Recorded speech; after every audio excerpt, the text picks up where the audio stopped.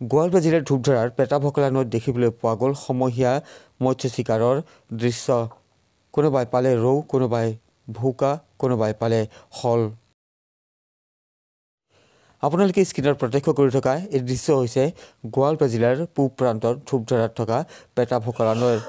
পেটাভকলা নৈত এনেদৰে দেখিবলৈ পোৱা গ'ল সমূহীয়া মৎস্য চিকাৰত নামিল কেইবাগৰাকীও লোক। আৰু এনেদৰে তেওঁলোকে ৰাতিপুৱাৰ ভাগতে মৎস্য চিকাৰ কৰি এনেদৰে কোনোবাই পালে ৰৌ, বৰালি, ভৌকা, বামি আদি বিবিধ মাছ আৰু প্ৰায় 70 কেজি মাছ ইতিমধ্যে পেটাভকলা নৈৰ পৰা তেওঁলোকে স্বীকাৰ কৰা বুলি জানিবলৈ দিয়ে।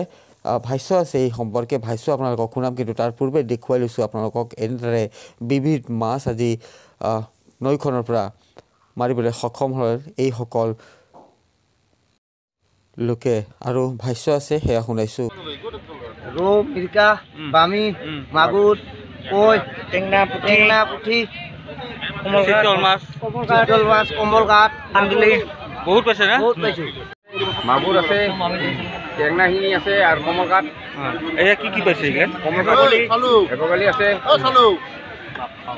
কিমান মান কেজি পাইছে?